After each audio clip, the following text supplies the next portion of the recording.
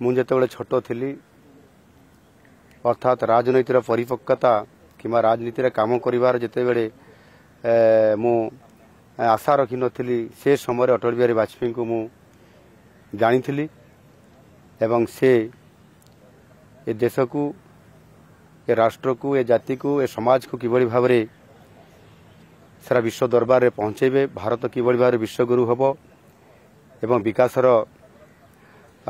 धारा शीर्ष को छुईब ये चिंताधारा उपरे जिते थिला मु तांकु देखि अनुप्राणित होइतिली एवं राजनीति रे योगदान करिथिली एवं समय क्रमे साधारण जने सरपंच रु मुख्यमंत्री हवा पर्यंत से गोटे विचारधारा रे नीति आदर्श रे लोकंकर सेवा करिया पई भारतीय जनता पार्टी रे शामिल होई काम करिबा एवं विधायक होई आज मुख्यमंत्री हवा पर्यंत से नीति आदर्श को पाथई करी आज मु ओडिशार दायित्व नहीं 24 वर्षर पूर्व सरकार समय अवधि भितर अनेक काम रही जाइछि ताकू पूरा करिबा पई एवं नुआ ओडिशा गठन करिबा पई विशेष करी आसंता 2036 मसीह उत्कल प्रदेश गठनर 100 वर्ष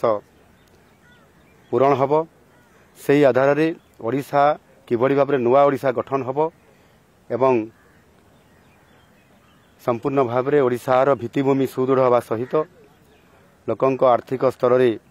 स्वतंत्रता रहिब गति बढ़िब लोकंकर विकास शीर्ष को छुईब एवं यशस्वी प्रधानमंत्री नरेंद्र मोदी जी जो विकसित भारत जो डाकरा देइछंती 2047 मसीहा सुधा करने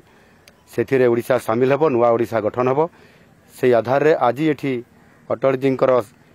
समाधि पीठ में जितेबले प्रार्थना करूँ ये कथा मो मन में आसी निश्चित भाव में आज मो मन में जो संकल्प आसी आगामी 5 वर्ष भीतर पूरण करी। जदि आपंक आम भिडी भल लगा तेब आम चैनल को लाइक शेयर और सब्सक्राइब करने को जमा भी भूलु नहीं।